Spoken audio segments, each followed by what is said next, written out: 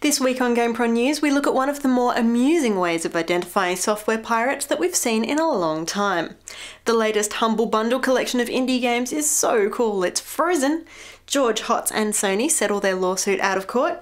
Bethesda updates the release date for Brink. Epic Games gives the complete Bulletstorm soundtrack to fans, and Child of Eden creator Tetsuya Mizuguchi has again been experimenting with vibrating controllers.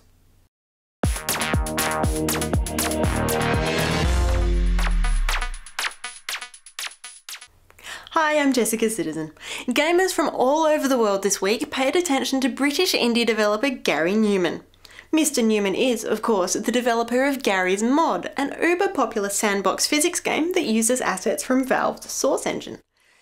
The game itself has been around for nearly 5 years and earned itself quite the reputation for being a little bit unusual. There are no predetermined goals for the game, no storyline, and you can do pretty much anything you want. Earlier this week, Gary popped up on Twitter asking if anybody else was unable to shade polygon normals. At the time, only a few people commented that they had experienced problems with their game, but the number started growing after just a few hours, and now a search for the term online comes up with more than 3,000 references to the term. You can hear Gary chuckling all the way from here. Sure, that's not the normal response to what was quickly shown to be a widespread bug report, but this is no normal bug. It turns out that Gary has deliberately enabled the error in Gmod, which will only affect people who have pirated the game.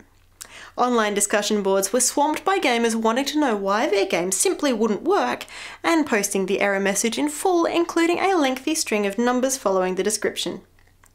This lengthy string of numbers is the gamer's 64-bit Steam ID, meaning the cheater has exposed themselves in more ways than one. Gary himself has been a bit overwhelmed, and more than a little confused, as he realised the resounding reaction to his inclusion has been a positive one. If EA or someone does something like this, people go crazy, he said. Maybe it's the motive. But what was the motive? Well, it's simple. Gary did this for his many fans, giving them a reason to point and laugh at pirates. Nothing more, nothing less. It's just another lesson on why piracy is bad, supporting indie developers is good, and why you shouldn't mess with the nerds. In other indie news, the Humble Frozen Byte bundle has been announced. This time around, the game collection has been drawn completely from one company, Finnish developer Frozen Byte.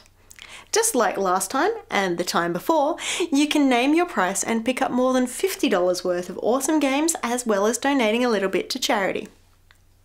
The pack contains full versions of Trine, Shadowgrounds and Shadowgrounds Survivor, all three for PC, Mac and Linux.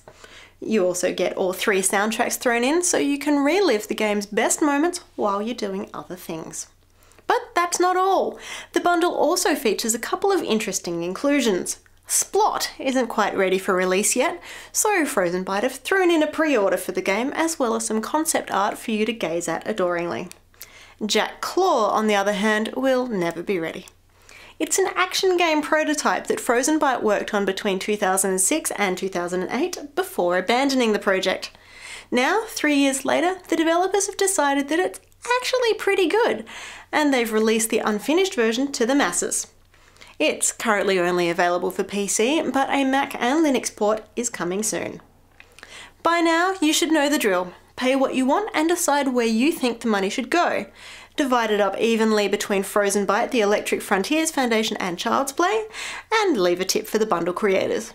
Maybe you'd prefer to ignore the charities and just pay the developers, or sort out a percentage that works better for you. It's your choice, but you've got less than 2 weeks. The Humble Frozen Byte bundle is only here for a limited time. Sony Computer Entertainment America and George HOTS have settled their lawsuit out of court. The case, in case you'd forgotten, involves Sony accusing George of violating federal law when he posted information online describing the PS3 security system. Sony believed the information could be used to circumvent the system and permit the console to play pirated games. HOTS claims that this was never his intention and he didn't mean to make piracy easier.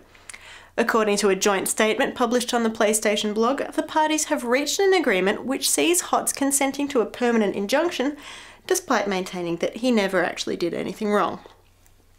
On his personal blog, he announces that he will never purchase another Sony product, encouraging supporters to join the boycott.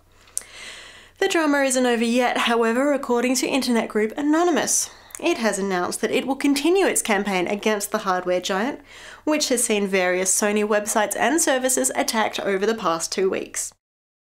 There are now threats that the group will stage in-store protests this weekend. Not all game companies are receiving the wrath of the internets, however. We have not one but 2 examples of publishers doing right by gamers and making a little extra effort to make everybody happy. First off, Bethesda. In a world where we're bombarded by delay notifications, postponed release dates, and the constant threat of vaporware, it's lovely that someone can buck the trend. This week, the company has come forward and announced that eagerly anticipated first-person shooter Brink will be released 1 week early worldwide. According to Pete Hines, Vice President of PR and Marketing at the company, production wrapped a little earlier than anticipated, and the developers didn't see any reason to keep gamers from getting their hands on it as soon as it was ready. Brink will be released on PC, PS3 and Xbox 360 on May 10th in North America, May 12th in Australia, while Europe and New Zealand will get their hands on it on May 13th. Epic Games have also gone above and beyond via their new community site. A special gift for anyone who loves shooters, Epic, or just a decent collection of gaming music, the complete soundtrack album for Bulletstorm has been released completely free. Epic reassure us that no skill shots are required for this one, just grab the download and enjoy. And finally, we love crazy peripherals as much as the next gamer, so we're really hoping that Q Entertainment and Ubisoft can make Tetsuya Mizuguchi's latest brainchild a reality.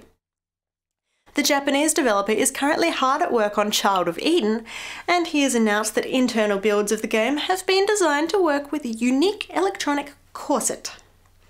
The garment features 4 controllers, and each one vibrates in time to events happening in-game.